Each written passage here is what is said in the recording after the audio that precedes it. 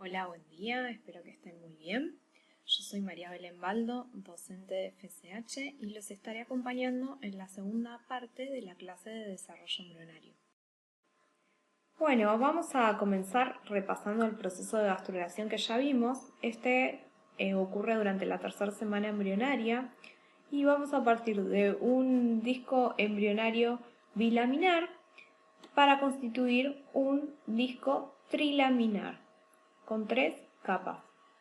Entonces, partimos de este embrión bilaminar constituido por una capa de hipoblasto, el amarillo, y de epiblasto, el celeste. En el epiblasto se comienza a formar una línea primitiva, que es la condensación de células del epiblasto. Se empieza a formar en la región posterior del embrión. En su extremo cefálico se forma el nódulo primitivo, que lo podemos ver por aquí. Este nódulo consta de una elevación que rodea una fosita, ¿sí? La fosita primitiva. ¿Qué es lo que va a ocurrir durante el proceso de gastrulación? Las células del epiblasto van a empezar a migrar, ¿sí? A través de esta línea primitiva, se va a empezar a imaginar y van a descender ventralmente y se van a intercalar algunas de estas células entre las células del hipoblasto y va a constituir esa nueva capa de células lo que se llama el endodermo. Otras células van a migrar y se van a ubicar entre medio del epiblasto y del nuevo endodermo embrionario. Esa capa intermedia se va a denominar mesodermo y el epiblasto que quedó se va a denominar ectodermo. Entonces, en este proceso obtenemos un embrión trilaminar, 3 capas: ectodermo, mesodermo y endodermo.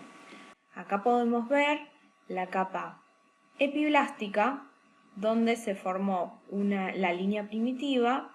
Acá el embrión está cortado, entonces podemos ver la capa intermedia y células que se están desprendiendo del epiblasto y están migrando hacia el hipoblasto y hacia el espacio intermedio entre el epi y el hipoblasto.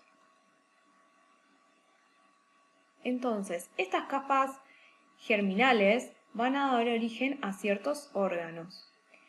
En el caso de la capa germinal ectodérmica, que ya vimos con Cristian, esta capa va a dar origen a órganos y estructuras que mantienen el contacto de la persona con el mundo exterior. ¿Y a qué nos referimos con esto? Al sistema nervioso central y periférico, al epitelio sensorial, tanto del oído como de la nariz y los ojos, y también a la epidermis, que forma nuestra piel, y en esto está incluido el cabello y las uñas. A su vez, dan origen también a glándulas subcutáneas y mamarias, a la hipófisis y al esmalte de los dientes.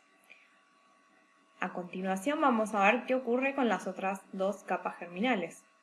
Hay que recordar que durante la tercera y octava semana embrionaria estamos atravesando un periodo de máxima vulnerabilidad porque es cuando se empiezan a formar los órganos. Entonces, los distintos órganos de información son muy vulnerables a agentes externos que pueden estar afectando su desarrollo. A estos agentes los denominamos teratógenos y ya lo vamos a ver más adelante en FSH2.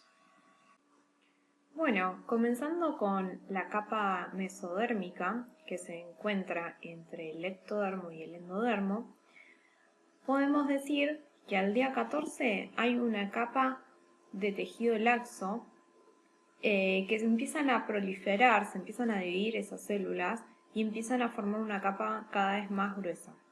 Acá en el esquema lo podemos ver, esto es un corte transversal del embrión trilaminar ya, y esta capa roja es el mesodermo, que se forma a los lados de la notocorda. Vemos que cuando vamos avanzando, ¿sí? Esta capa mesodérmica empieza a aumentar su tamaño, su grosor. Esto es porque las células se están dividiendo.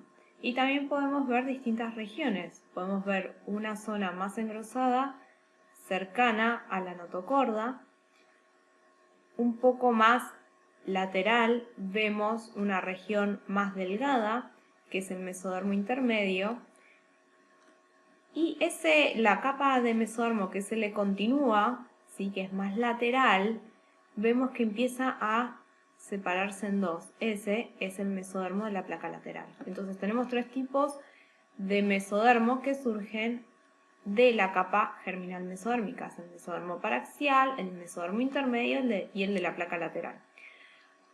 Cuando el mesodermo de la placa lateral empieza a generar espacios intercelulares y estos espacios intercelulares empiezan a comunicar entre sí, se forman esas dos capas, pero inicialmente era una sola. Aquí en la microfotografía electrónica podemos ver un poquito mejor, ¿sí? La capa ectodérmica, la capa endodérmica, la notocorda, el tubo neural que se formó, y tenemos el mesodermo un poco más engrosado a los laterales, ¿sí? De la notocorda y tubo neural, mesodermo intermedio, y ya acá las dos capas, ¿sí? De mesodermo de la placa lateral. La capa más ventral es la capa esplánica o visceral, ¿sí? Esta. Y la capa más dorsal, por el momento, es la capa somática o parietal, ¿sí? Somática o parietal y capa visceral o esplánica. Bueno, acá lo que se ve es el mapa de destino de las células epiblásticas, que habíamos dicho que eran las que formaban las capas embrionarias, ¿sí? Tanto el endodermo como el mesodermo. Hablando del mesodermo, podemos ver aquí la línea primitiva del epiblasto con el nódulo.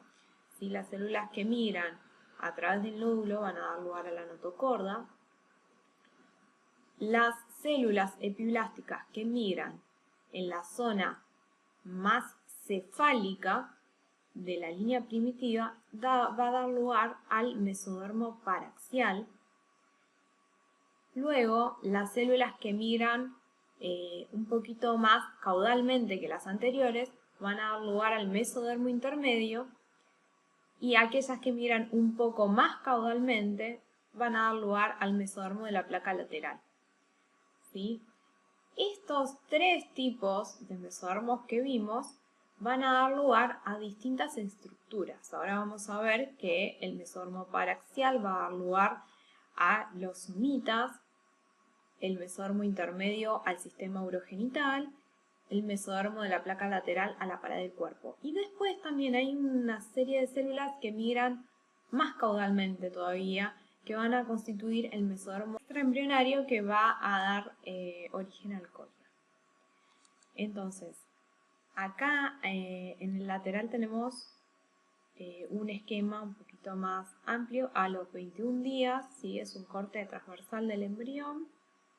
Otra vez tenemos el tubo neural, la notocorda, y en rojo acá el mesodermo. ¿Sí? Mesodermo paraxial, que va a formar los somitas, el mesodermo intermedio y el mesodermo de la capa lateral. ¿Sí? Este es el mesodermo visceral y este es el mesodermo parietal. Acá tenemos la cavidad amniótica y acá el saco vitelino. Bueno, continuamos con el mesodermo paraxial. Las células de esta zona empiezan a proliferar. Se empiezan a diferenciar unos somitómeros, que son acumulaciones de células. Estos somitómeros se van a formar cefálico-caudalmente, o sea, comienza en la zona más cefálica su producción, su formación, y luego continúa la formación hacia la zona caudal. Lo podemos ver acá en estos dos esquemas de 22 y 23 días, que los somitómeros más caudales todavía no se formaron, y acá sí. Estos somitómeros se van a diferenciar en dos tipos: en los neurómeros, que son los que van a ubicarse en la región cefálica y van a contribuir al mesénquima de la cabeza, y los somitas, que son aquellos somitómeros que se ubican desde la región occipital hacia la zona caudal. Estos van a ser los somitas. ¿Los somitas qué son entonces? Son estructuras segmentadas formados a ambos lados del tubo neural, acá se está cerrando, a partir del mesodermo paraxial. Estas estructuras son transitorias y poseen un rol importante en la organización del patrón segmentario de los embriones de los vertebrados y van a dar origen a células que van a formar vértebras, costillas, la dermis de la piel, de la espalda, los músculos esqueléticos también de la espalda, músculos esqueléticos también de la pared corporal y de las extremidades. Acá podemos ver una correlación en este cuadro entre la edad aproximada del embrión en días y el número de somitas. Entonces a los 20 días podemos encontrar entre 1 y 4 somitas, a los 21 entre 4 y 7 y así sucesivamente. La aparición, como dijimos, es cráneo-caudal, ¿sí?, de estos somitas y aparecen aproximadamente 3 pares diarios. Vamos a tener hacia el final de su formación, que es día 35 aproximadamente, vamos a tener 4 pares de somitas occipitales, 8 cervicales, 12 torácicos, 5 lumbares, 5 sacros y entre 8 a 10 coccigios. Luego, el primer par occipital y entre el quinto y el séptimo coccigios van a desaparecer, mientras que el resto va a formar el esqueleto axial, el resto de los somitas. El número de somitas se utiliza para calcular la edad de un embrión durante un periodo inicial, ya que aparecen con cierta regularidad. Bueno, hablamos que los somitas surgen de la diferenciación de los somitómeros, que eran cúmulos de células tipo fibroblásticas, que se origina a partir del mesodermo paraxial. Ahora estas células tipo fibroblásticas sufren un proceso de epitelización, ¿sí?, en las cuales se disponen con otra estructura, con otro tipo de uniones entre las células y se disponen alrededor de una luz. Piensen que esto es un corte transversal del embrión, ¿sí? Acá vemos el tubo neural que se está cerrando, la notocorda, ¿sí?, y el somita que también está cortado.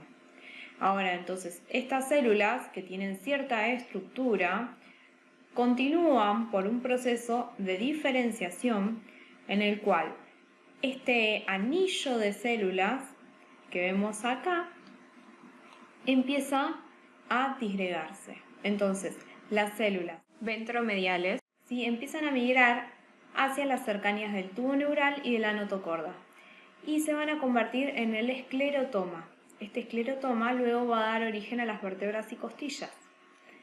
A su vez, las células mediales, dorsomediales y ventrolaterales, ¿sí?, van a convertirse en el miotoma, ¿sí?, que da origen al músculo, a distintos tipos de músculos en el cuerpo. Y también van a migrar estas células dorsomediales, van a migrar hacia la zona inferior de estas células que no migran y que se denomina dermatoma y va a dar origen a la dermis, ¿sí? Entonces estas células dorsomediales, van a migrar hacia la zona inferior, ¿sí?, ventral del dermatoma. Y por otro lado, las células que estaban acá, las ventrolaterales, van a migrar hacia el mesodermo de la placa lateral. Bueno, la pared ventral y medial de este somita va a dar origen al esclerotoma, que a su vez dará origen a las vértebras y costillas más adelante. La pared dorsal del somita intermedia va a dar origen al dermatoma, que va a constituir la dermis de la espalda. Y por otro lado, las células que quedaron acá, ¿sí?, el margen dorsomedial y el margen ventrolateral, van a dar origen a los miocitos, ¿sí?, las células que van a dar origen a los músculos. Entonces, estas células dorsomediales van a migrar por debajo del dermatoma y van a formar junto al dermatoma el dermomiotoma. Y van a constituir más adelante los músculos de la espalda, los músculos intercostales y algunos músculos de las extremidades. Por otra parte, las células que estaban acá, las ventrolaterales, ¿sí?, migrarán hacia el mesodermo de la placa lateral, ¿sí?, particularmente en la capa parietal de ese mesodermo, y van a formar la musculatura de la pared corporal, particularmente del abdomen, y la mayoría de los músculos de las extremidades. Entonces acá tenemos un esquema del desarrollo de los somitas, ¿sí?, y cómo van a derivar en estas distintas estructuras: el esclerotoma, el dermatoma y los miocitos, que pueden formar dermomiotoma o van a migrar directamente hacia el mesodermo de la placa lateral. Bueno, entonces ya vimos el mesodermo paraxial. Ahora vamos con el mesodermo intermedio, que se encuentra entre el paraxial y el mesodermo de la placa lateral. Estamos acá, en el intermedio. Intermedio, lo mismo acá. Este mesodermo intermedio se va a diferenciar luego en estructuras urogenitales.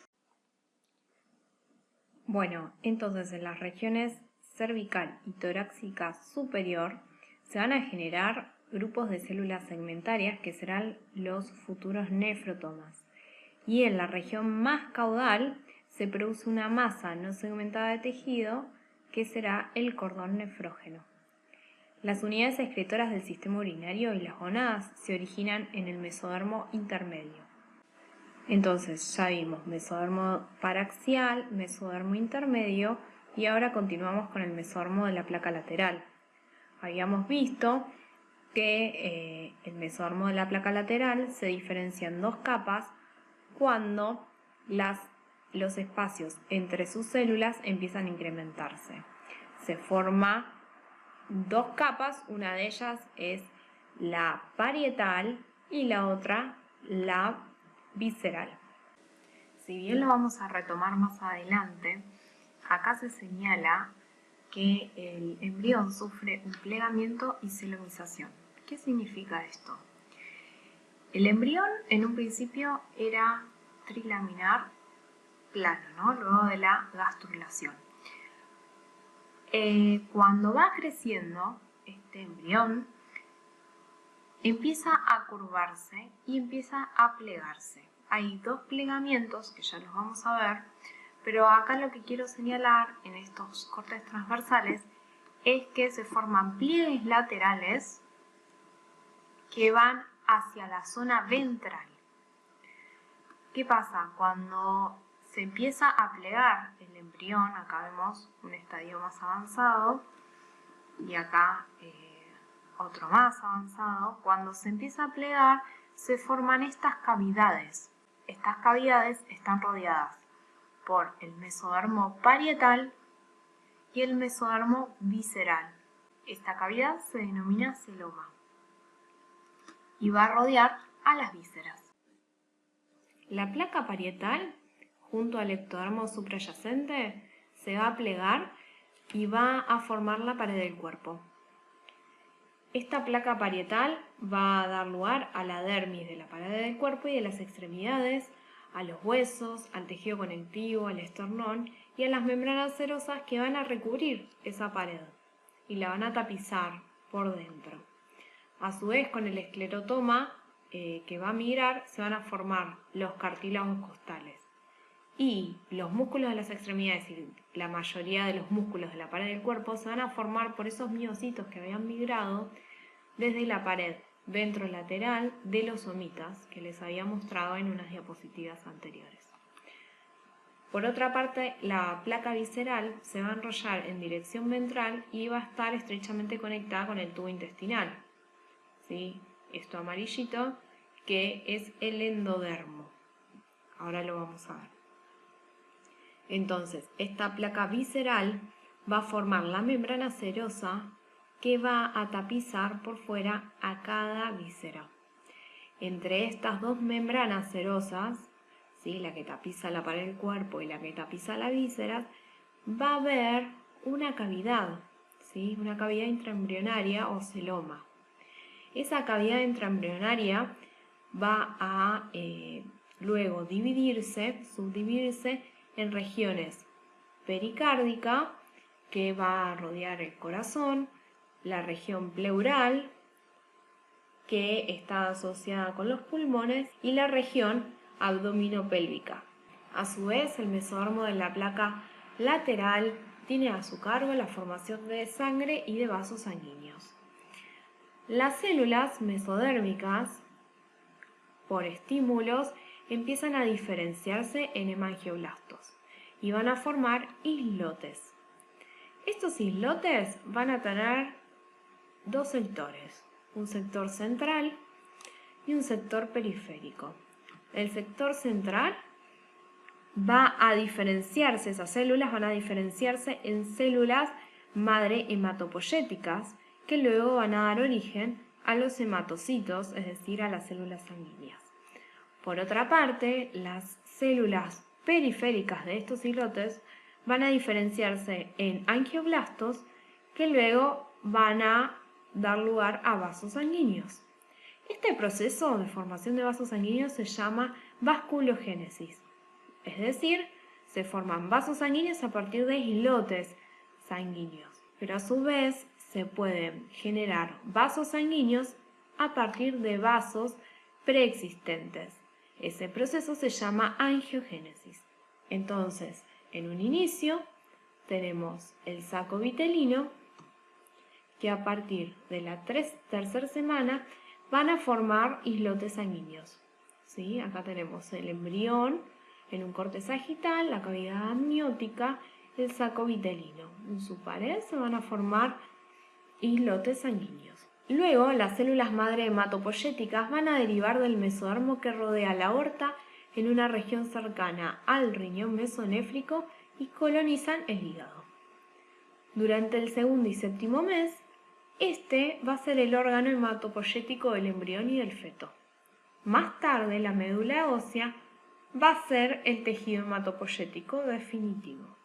Bueno, a modo de resumen, tenemos que el mesodermo se subdivide en mesodermo paraxial, intermedio y lateral. Acá tenemos un corte transversal del embrión, en su zona ventral vemos el saco vitelino y en su zona dorsal tendremos la cavidad amniótica, que en realidad no está dibujada. Entonces, el mesodermo paraxial va a derivar en músculos de la cabeza, músculo estriado esquelético del tronco y miembros, también el esqueleto, excepto el craneal, la dermis y tejidos conectivos. Por otra parte, el mesodermo intermedio va a dar lugar al sistema urogenital, incluyendo tanto las gónadas como los conductos y las glándulas accesorias. Y por último, el mesodermo lateral va a derivar en tejido conectivo y músculo de los órganos, en las membranas serosas de la pleura, pericardio y peritoneo. Va a derivar en el corazón primordial, en las células sanguíneas linfáticas, en vaso y en corteza suprarrenal. Ahora bien, ya hablamos del ectodermo, del mesodermo, y ahora continuamos con la tercera capa embrionaria generada a partir de la gastrulación, que es la capa endodérmica. La capa germinal endodérmica cubre la superficie ventral del embrión, formando el techo del saco vitelino.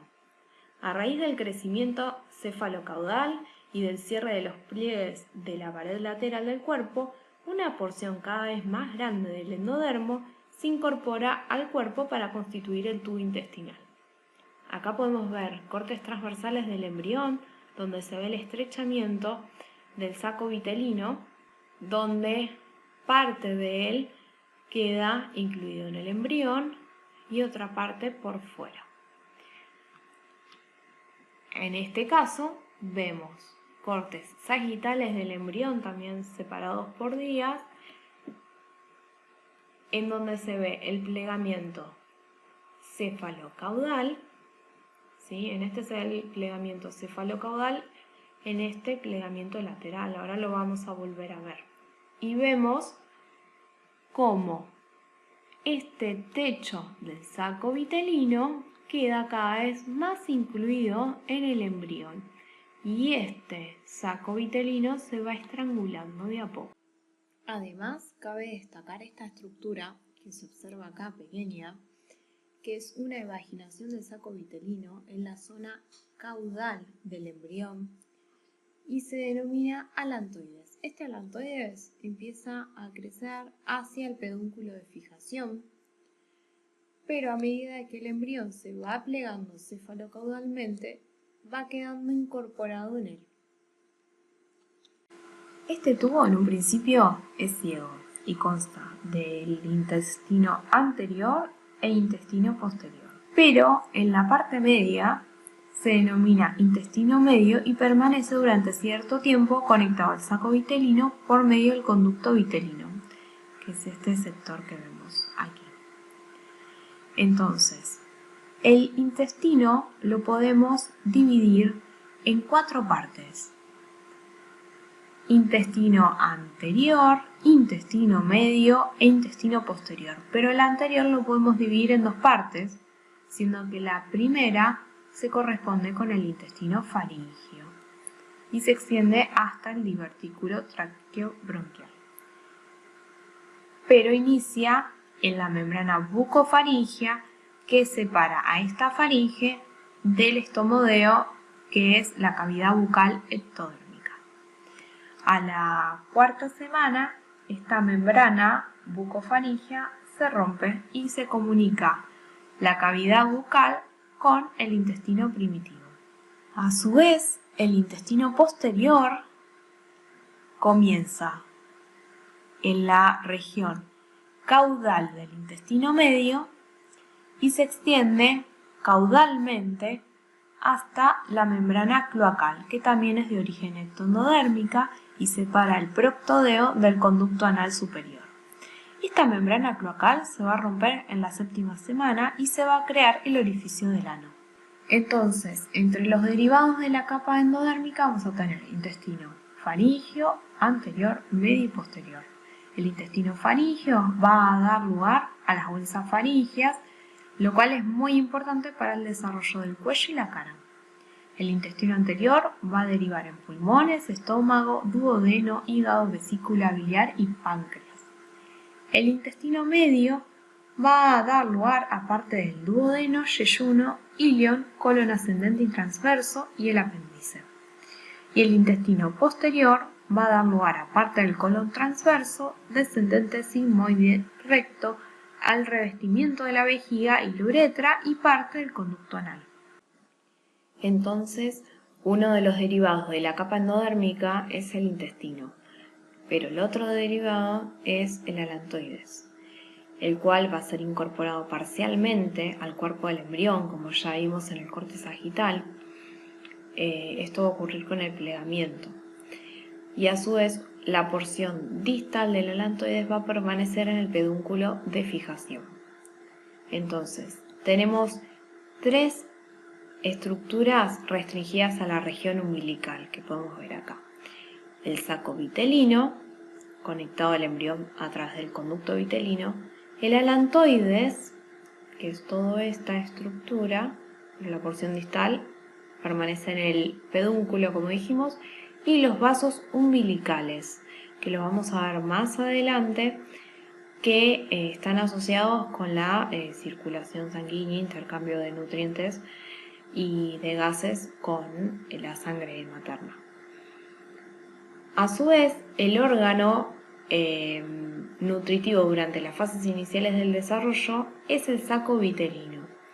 Este va a aportar además algunos de los primeros vasos sanguíneos, como vimos anteriormente, y también va a albergar las células germinales situadas en la pared posterior, que luego migrarán a las gónadas. Una consecuencia morfológica muy importante del proceso de plegamiento es la delimitación del saco vitelino respecto al tubo digestivo.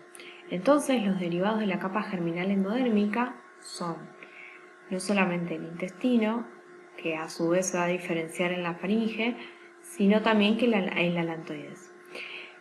A su vez, estas estructuras se van a diferenciar y van a dar lugar al epitelio de revestimiento de la vejiga urinaria en el caso de la alantoides, al páncreas, tráqueas pulmonares, hígado, tracto digestivo en el caso del intestino, y en el caso de la faringe va a dar lugar a la tiroides y a las bolsas faringias, que a su vez se van a desarrollar en oído medio, trompas de Eustaquio, amígdalas, timo, paratiroides inferiores, cuerpos braquiales inferiores. Esto lo vamos a ver más adelante en FSH2.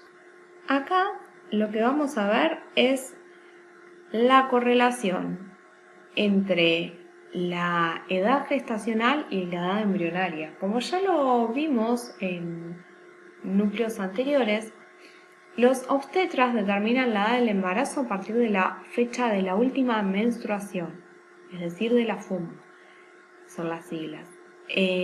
Pero nosotros hasta ahora venimos trabajando con la edad embrionaria, entonces siempre hay que tener cuidado cuando hablamos de edades, a ver a qué edad nos estamos refiriendo, a la gestacional o a la embrionaria. La embrionaria comienza en el momento de la fecundación, es decir, 2 semanas después de la fecha de la última menstruación.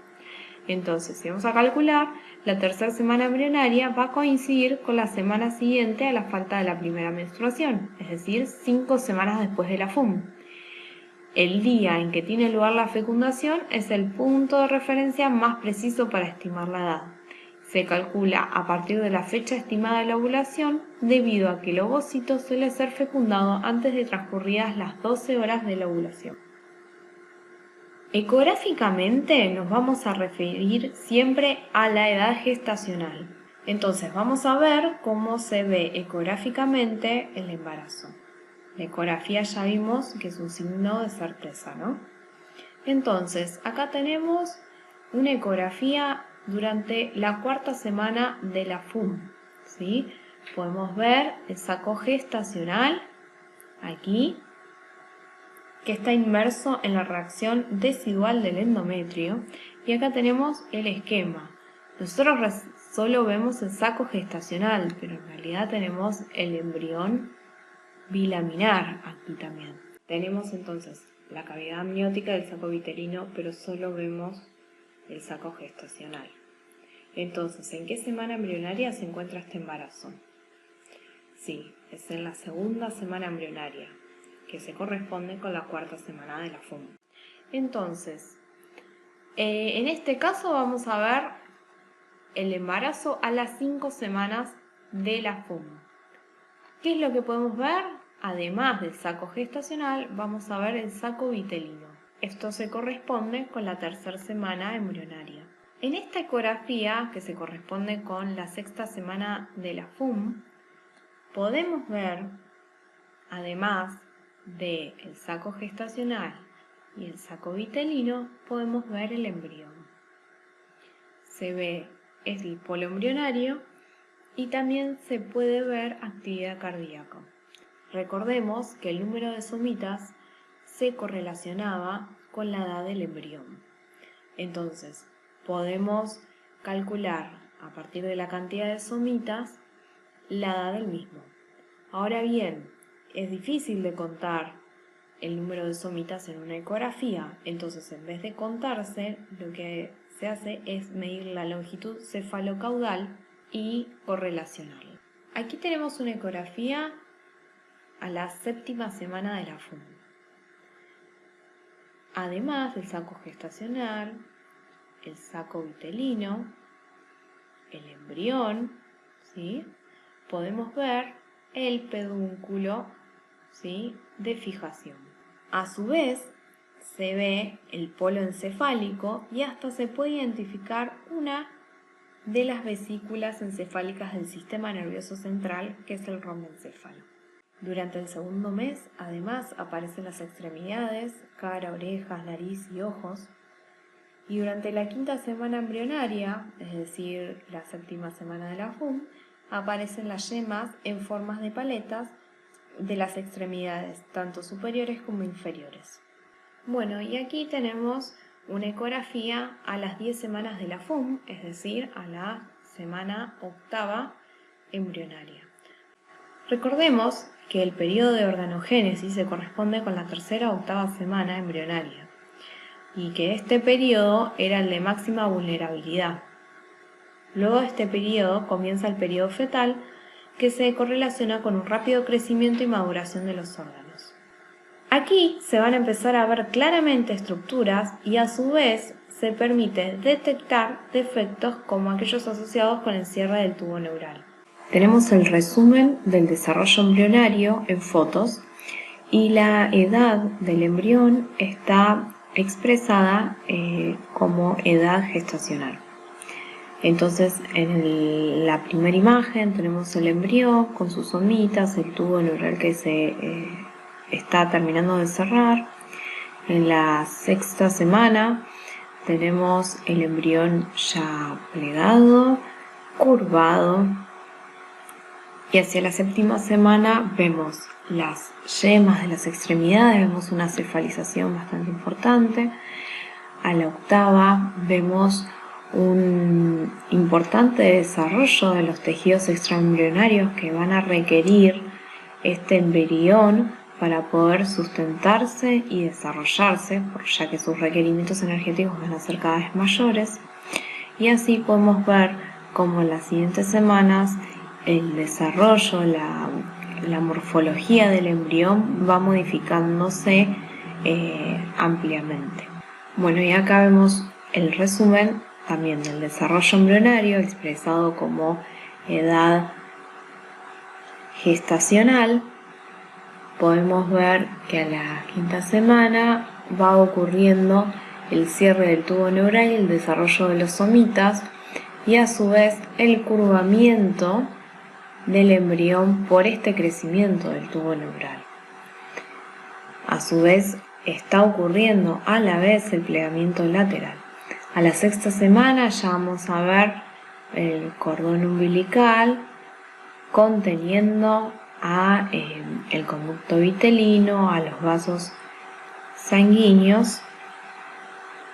A medida que vamos avanzando de la séptima a la décima semana, todavía estamos dentro del periodo embrionario, ¿sí? Decimos décima semana desde la FUM y se corresponde con la octava semana embrionaria, así que estamos todavía con el periodo de organogénesis.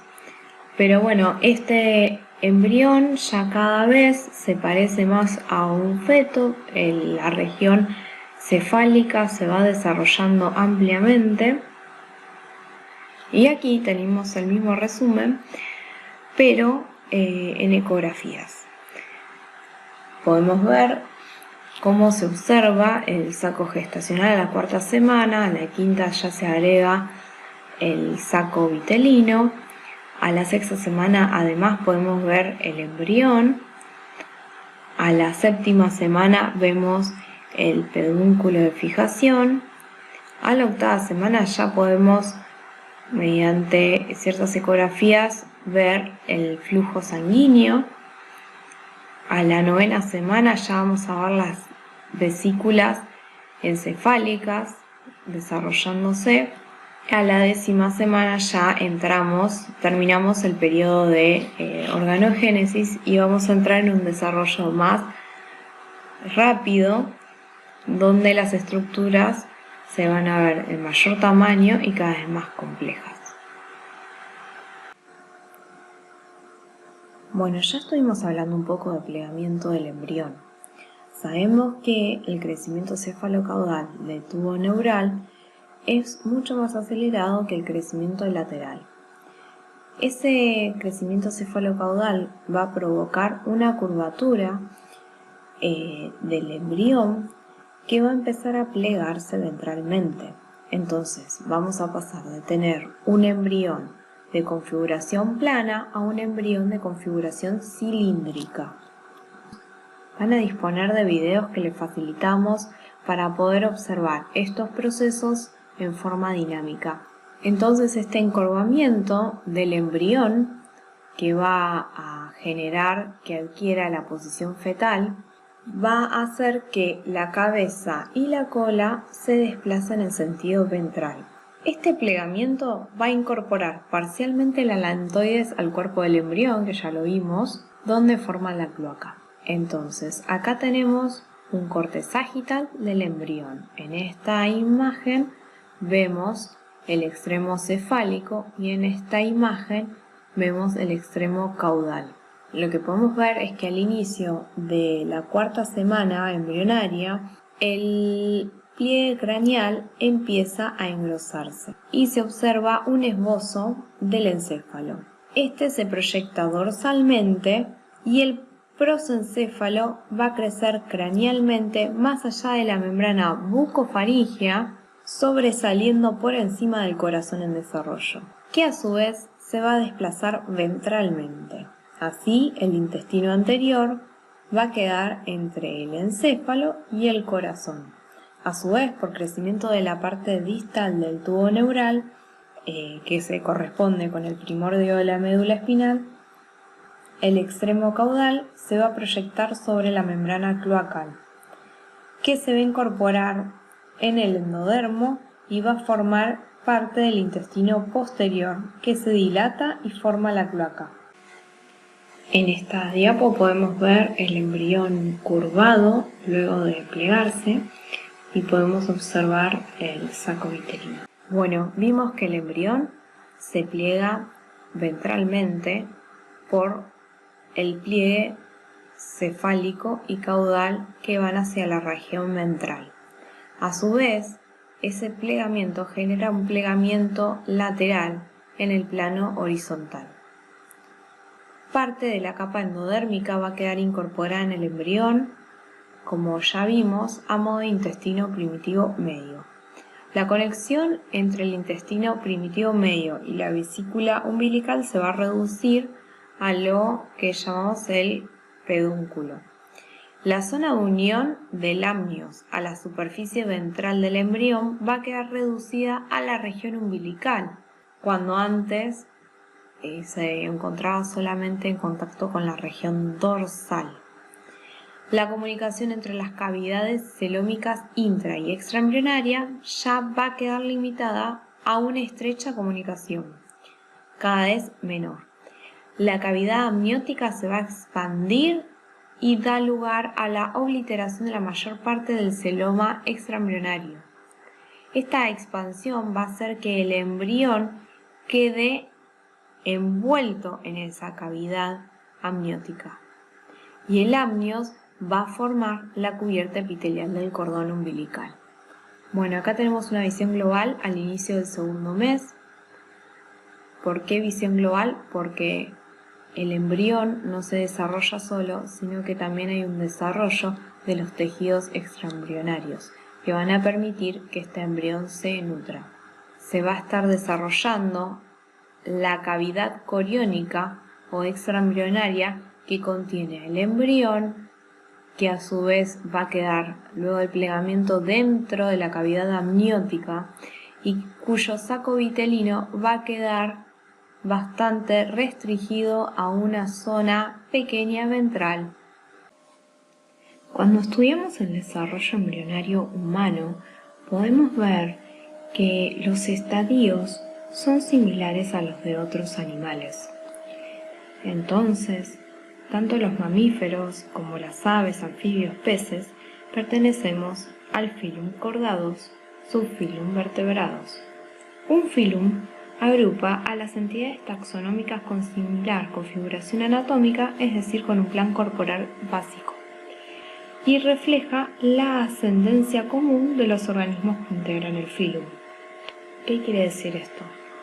Que mamíferos, aves, anfibios, peces, reptiles, tenemos ancestros comunes y esto se ve reflejado en los estadios embrionarios. A su vez, los embriones de estas entidades taxonómicas que forman parte de un filum presentan un estadio de su etapa ontogénica en la cual la similitud estructural entre ellos es máxima.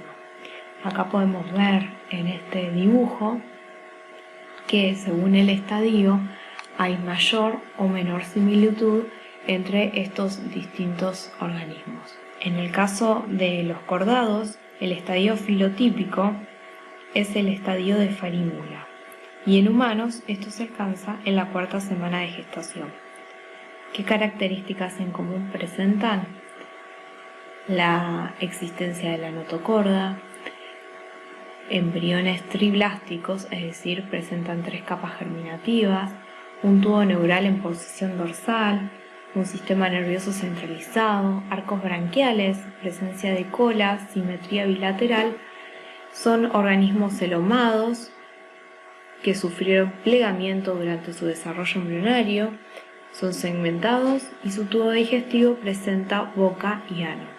Algunas de estas características no pueden perderse según el organismo, pero se encuentran reflejadas en este estadio de farímula. Bueno, agradecemos su atención, esperamos que les haya servido la clase. Recuerden que tienen los videos para revisar y apoyarse en ellos para ver estos procesos dinámicos, y recuerden también leer del material bibliográfico que nosotros les acercamos, que es muy importante que lo tengan leído. Por otra parte, tienen una actividad para realizar sobre este núcleo, así que si tienen dudas, consúltennos, que estamos a su disposición. Que tengan buen día.